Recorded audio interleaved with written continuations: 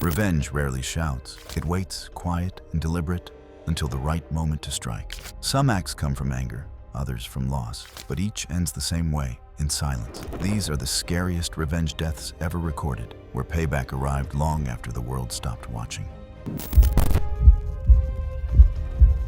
It was August 14th, 2015, in Pahrump, Nevada, a dry, quiet town about an hour west of Las Vegas. On that Friday afternoon, neighbors along Arrow Canyon Drive saw a silver sedan pull into the Daley's driveway. Inside were Laura and Mitch Daley, newlyweds who had returned home from their honeymoon in Cancun. They'd only been gone a week, but people noticed they came back sooner than planned. The couple looked tired. Laura waved briefly to the neighbor across the street before closing the garage door. Laura, 29, owned a small bookstore on Basin Avenue. Mitch, 33, worked as a part-time contractor around town. They'd lived in the same house for 3 years before marrying, and neighbors described them as polite but quiet. Most evenings, they kept to themselves. 2 days before, Laura had texted her coworker that they might cut the trip short. When asked why, she only replied that Mitch had run through the travel money. It didn't make much sense at the time. The coworker assumed maybe they lost luggage or had an unexpected expense. No one thought it meant anything more. That Friday night, around 9 p.m., one of the neighbors, a retired man named Carl, said he heard raised voices through his back fence. He thought it was a TV at first, but then came the sound of something breaking, glass, followed by a door slamming. He said the argument lasted maybe 5 minutes. Then it went silent. Around 10, he noticed the kitchen lights switch off and figured the fight was over. The next morning, the Daley's car was still in the driveway, curtains drawn, no sign of anyone coming or going. Carl's wife mentioned seeing their porch light flicker around midnight, but that was it. Sunday came and went. Still no movement. What happened inside those walls that weekend was pieced together later. Mitch had admitted to Laura that he had gambled away their honeymoon fund, not during the trip, but weeks before the wedding. He'd used the money from her late father's inheritance, the same savings she'd been keeping untouched for years. When he confessed, she reportedly locked herself inside the bathroom. A text recovered from Mitch's phone, sent that night to a friend, said they were settling things that night. That was the last message he ever sent. On Monday morning, the same neighbor who had heard the argument noticed a strong chemical smell while watering his plants. He thought maybe a cleaning spill. By afternoon, the odor got worse, sharp, like bleach. When no one answered the door, he called local deputies to check the house. They arrived just after 5 p.m. The front door was locked, but an open window in the kitchen allowed entry. Inside, everything looked still. Dishes in the sink, luggage left unpacked in the living room. The officers followed the smell down the hallway to the master bathroom. They found the master bathroom's tub filled to the rim with cloudy, bleach-tinted water that gave off a sharp chemical smell layered over something organic. Laura lay mostly submerged. Her skin showed early signs of breakdown and discoloration where it met the water. Toward the rim, foam and bits of dissolved material floated against the porcelain. The walls were damp and a towel sat on the counter. In the garage, Mitch hung from a beam. A single note beside him said they were even now. Investigators later determined that the timeline lined up with Friday night's argument. No one else had entered or left the property. It appeared that after Laura died, Mitch cleaned the area, moved to the garage, and took his own life. The report described the scene as calm, almost staged. Nothing knocked over, no sign of struggle, just silence. The couple's phones were left charging beside the bed, both screens dark. Word spread quietly through Pahrump, and people slowed down when passing the Daley's house. The wedding banner still clung to the garage, and the bleach smell stayed for days. Their relatives came to collect belongings, but no one bought the property. Police ruled it a murder-suicide linked to gambling and money trouble. The house stayed empty, and locals said no one parked in that driveway again. It was September 9th, 2018, just outside Las Vegas, Nevada. Red Rock Canyon stretched quiet under the heat, the sandstone ridges catching the evening light. Two brothers, Alan and Mark Hensley, drove to Red Rock Canyon for a weekend camping trip. They hadn't spoken in a year after arguing over their father's inheritance. Alan wanted to rebuild the ranch, while Mark used his share to buy a home in Henderson. When Alan called to make peace, Mark agreed. That Friday morning, they stopped at a hardware store near Blue Diamond for supplies. The cashier noticed them arguing, though Alan appeared unusually cheerful when they left for the canyon. The brothers set up camp near a dry creek bed about 6 miles from the main trail. Alan's truck was parked at a pull-off beside the road. The weather was warm, around the mid-90s during the day, and dropped into the 60s at night. Rangers who later reviewed the logbook saw that Alan had checked in under his own name, but didn't mention a second camper. That night, a few other hikers reported faint voices echoing from the ridge around 9 p.m., followed by the distant sound of a rock slide. No one thought much of it at the time. Sometime before sunrise, Alan took apart Mark's gear. He loosened the shoulder straps on his backpack and drilled a small hole near the base of his metal canteen, a pin-sized leak that would slowly drain water with every step. When morning came, Alan told his brother he needed to return to the truck early to handle a work call. He packed his things, left a few trail markers behind, and drove off before the sun was fully up. A passing ranger saw him at the checkpoint around 8 a.m. and later told investigators that Alan said his brother wanted to stay an extra day to clear his head. 2 days later, hikers spotted what they thought was an abandoned pack near a dry wash about half a mile off the main trail. When they got closer, they found Mark's body lying face down in the sand. His skin showed signs of heat exposure, and there were deep cracks along his arms and neck from dehydration. The area around him was undisturbed, with footprints circling back toward a nearby ridge. His bag contained only half a bottle filled with sand and a torn shoulder strap, as if it had snapped under strain. Rangers noted that his canteen had a small drilled hole near the bottom edge, likely done with a power tool. Investigators retraced the brothers' steps using purchase receipts from the hardware store and surveillance from the park gate. The timeline matched Alan's early exit and Mark's last known movements on the trail. When rangers searched Alan's truck, they found his tools, including a portable drill with metal shavings inside the bit. Lab tests later confirmed the shavings matched the puncture around Mark's canteen. Alan was arrested at a motel in Henderson 3 days after Mark's body was recovered. He didn't resist when officers entered the room. During questioning, he admitted he had made sure Mark wouldn't outlast him this time. He said it wasn't planned as murder, but a test of who could handle the heat. The trial took place the following spring in Clark County. Evidence from the campsite, along with Alan's recorded statement, left little room for doubt. The jury deliberated less than 4 hours before returning a guilty verdict for second-degree murder. Alan Hensley was sentenced to life in prison without parole. Reporters noted that he showed no reaction when the sentence was read. The case was briefly covered on local news before fading from headlines. Red Rock Canyon reopened its trails later that year, and rangers said people still asked which wash the Hensley brothers had camped near. No marker was ever placed. It was March 17, 2015, in State College, Pennsylvania. Spring was beginning to thaw the streets near Penn State, and students were filling the sidewalks again after a long winter. Among them was 22-year-old graduate student Evan Reyes, who had once been on track to complete a promising thesis in environmental engineering. His classmate Jared Sloan, 23, worked on the same research project, a joint study on soil filtration methods funded by the university. The two had started as partners, splitting data collection and lab work. But during their final semester, their relationship broke down. Faculty records later showed that Jared had accused Evan of copying sections of their shared research into his personal draft without permission. Evan denied it, saying they had co-authored the material from the start. When professors reviewed both documents, they sided with Jared.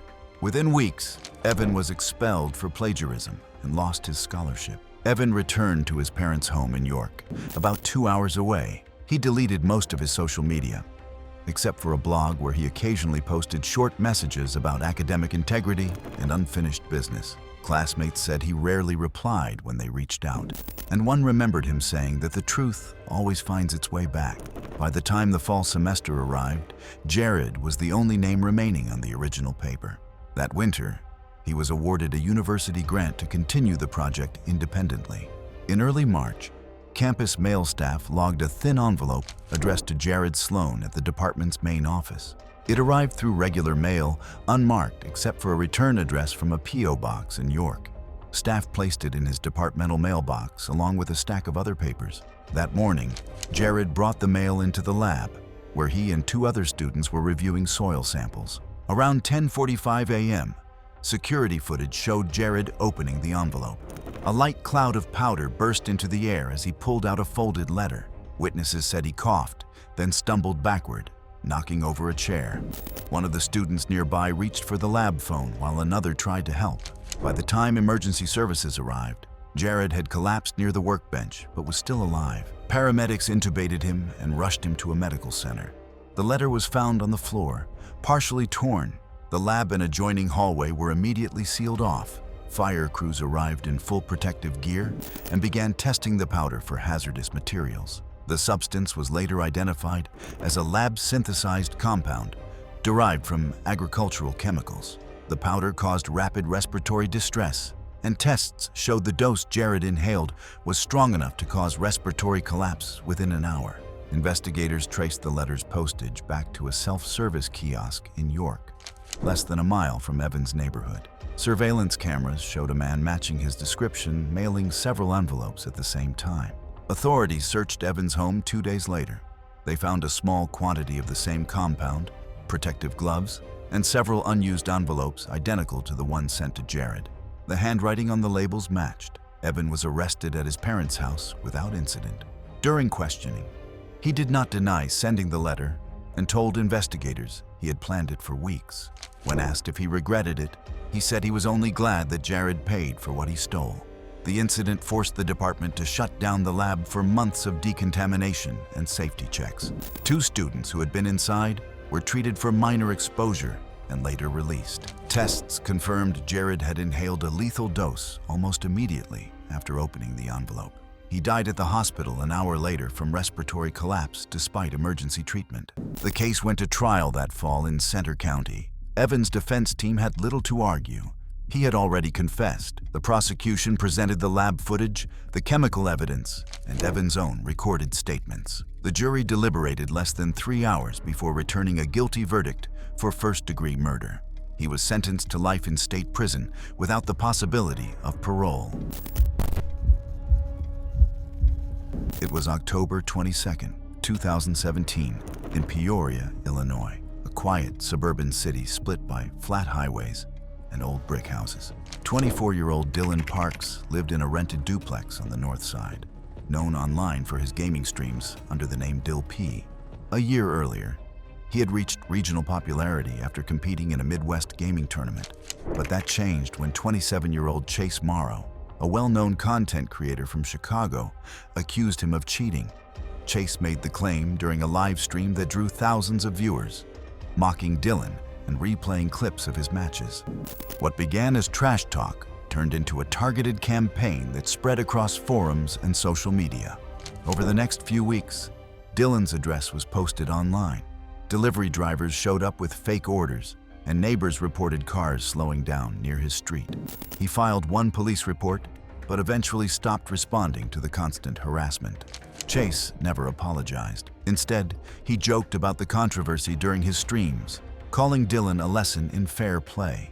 The tension lasted for months until Chase's audience lost interest and moved on to other topics. By late summer, the feud seemed over. Dylan stopped streaming entirely and deleted most of his posts. In early October, Dylan sent Chase a private message through a shared gaming server. The message was short, a simple invitation to meet halfway between Peoria and Chicago to clear the air. Chase agreed, saying he was willing to settle things in person. Both men arranged to meet at a rest stop off Interstate 55, a spot surrounded by flat farmland and a single convenience store. Security cameras later showed Chase's dark sedan pulling in at 4:18 p.m., followed 5 minutes later by Dylan's small hatchback. Witnesses at the store saw the two greet briefly before getting into Chase's car. From a distance, it looked like a normal conversation. No shouting or visible aggression. The dashcam in Chase's vehicle captured about 20 minutes of calm discussion that slowly turned into an argument. Investigators later said Dylan confronted Chase about the cheating claims and demanded he admit they were false. Chase refused. In the final minute of footage, the car suddenly shifts into gear. The camera shakes as it rolls forward, then accelerates across the shoulder and slams into a concrete barrier along the interstate. The impact crushed the front end, deploying both airbags instantly. Passing drivers stopped and called for help, but the damage was extensive. Both men were pronounced dead at the scene.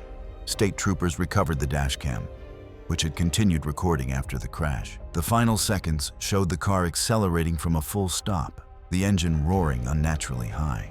There were no skid marks on the pavement, suggesting the gas pedal had been fully pressed until impact. Toxicology reports later confirmed neither man had alcohol or drugs in their system. Data from the vehicle's black box confirmed the accelerator had been fully pressed from a complete stop, but the footage ended before either man could be clearly seen. Investigators concluded that Chase, as the driver, was in control at the time of impact, though they could not determine whether it was deliberate or part of a struggle. In the weeks that followed, the online communities connected to both men went silent. Chase's channel was deleted by his management team, and Dylan's old accounts were locked down by family members. The dash cam clip was entered into evidence, but never released publicly. News outlets ran brief reports about the collision, describing it only as a fatal meeting between online rivals. The rest stop reopened 2 days later. Locals said tire marks remained visible on the concrete for weeks before fading under the next round of autumn rain. It was June 12, 2016, in Yonkers, New York. The heat had lingered well into the night, the air thick and still along the industrial stretch near Nepperhan Avenue.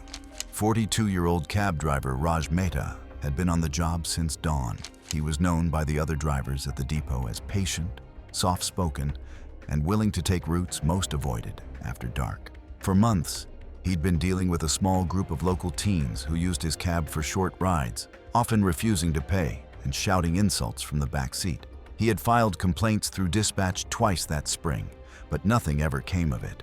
That Sunday, just after 10 p.m., Raj's cab number appeared on the pickup log at Ridge Hill Mall. Security footage showed 3 teens, 2 boys and a girl, all from the nearby complex, entering his cab with paper cups in hand. A vendor at the stand nearby told police later that he had seen them earlier that evening, drinking behind the parking garage and laughing loudly. Raj kept his expression unreadable as they got in. He switched on the meter, pulled out of the taxi stand and merged onto the quiet road heading south. At first, everything looked routine. Traffic cameras tracked the yellow cab moving through downtown before veering toward the warehouse district. The lights grew sparse there, replaced by metal fencing and long rows of shipping containers. Raj's cab was an older Crown Victoria model, one of the last still running in Yonkers. Its heavy frame and manual lock system made it reliable, but dated compared to newer taxis. The vehicle turned onto a side road lined with repair shops and loading docks, a stretch that ended near a concrete barrier separating the service route from the river access lane. Around 10:25 p.m., the cab slowed briefly on camera near the curb, then disappeared beyond the last streetlight. A truck driver parked at a nearby loading dock later told investigators that he saw the cab stop for about 30 seconds. The driver's door opened and a man stepped out. He walked around the back of the car, bent slightly near the trunk, then stepped away toward the roadside. Moments later, the cab's headlights began rolling forward. At first, the witness thought the driver had forgotten to shift into park until the vehicle began gaining speed. The car picked up momentum down a steeper service incline, the hum of the engine rising as the wheels gripped the pavement. It accelerated straight toward the barrier. The sound of the impact carried through the block, followed by a brief silence. Then the hiss of escaping fuel. Flames appeared under the chassis within moments and spread quickly. By the time emergency crews reached the scene, flames had already taken over the front half of the cab. The fire burned hot against the concrete barrier, sending smoke into the night air. Inside, all 3 passengers were found still strapped in their seats. The rear doors were jammed from the collision, and investigators later confirmed the child locks had been engaged from the driver's panel, a common feature in older taxi models. Fire investigators determined the cab had been left in gear with the engine idling, the parking brake released just before it rolled down the incline. The impact speed was estimated at 50 to 55 miles per hour, enough to rupture the front fuel line and trigger a flash fire that consumed the vehicle within minutes. Raj Mehta was gone. His wallet, keys, and ID badge were discovered behind a dumpster nearby, but no trace of him turned up after that night. One blurry security video showed a man matching his build walking toward a bus stop just after the crash. Investigators reviewed his past complaints, linking them to the same group of teens found in the wreck. The case was ruled a suspected homicide, but Raj was never found. It was September 4th, 2018, in Lakeland, Florida. The summer heat still clung to the air as 55-year-old home nurse Melissa Crane parked outside a pale yellow house on Maplewood Drive. For 6 months, she'd been caring for 78-year-old Walter Beach, a retired mechanic recovering from heart surgery. To neighbors, their daily routine seemed steady. Melissa arriving each morning with her medical bag, leaving after sunset, always polite and punctual. Melissa had been a nurse for over 20 years, known for taking long-term assignments with elderly patients. Few people in Lakeland knew that her younger sister Dana had died in a hit-and-run accident 2 decades earlier on a county road outside Tampa. The driver had never been identified. Police closed the case for lack of evidence. Walter kept to himself, but sometimes drifted into talk when his medication made him drowsy. He often talked about the old days, mentioning cars he had fixed and nights he couldn't fully remember. Once, while Melissa organized his prescriptions, he mentioned driving a stretch of road past Clearwater years ago, then stopped mid-sentence and changed the subject. She thought little of it until one afternoon in August. She was sorting through boxes in Walter's storage room, looking for cleaning supplies, when she found a small plastic tub filled with old photos and newspaper clippings. One picture showed a wrecked sedan against a cypress tree. The license plate was gone, but the car model matched Dana's exactly. Beneath it was a clipping about an unresolved DUI crash from 20 years earlier. In the grainy photo that ran with the article, a small crowd stood behind police tape. Among them, slightly out of focus, was a younger Walter Beach. Melissa kept the discovery to herself. Co-workers later said she seemed quiet but composed, as though preoccupied. She continued her shifts without change, on time, polite, careful with every note she wrote. But over the next few weeks, Walter began to deteriorate. He reported dizziness, fainting, and heart palpitations. She logged it as expected cardiac fluctuation, though the symptoms didn't match the usual pattern. On the night of August 31st, Walter's neighbor saw him sitting upright in his recliner, the TV flickering. The next morning, she found him in the same position, unresponsive. Paramedics noted no sign of trauma. His pill organizer was empty. Toxicology revealed that Walter's medications had been swapped with incompatible prescriptions that caused progressive heart failure.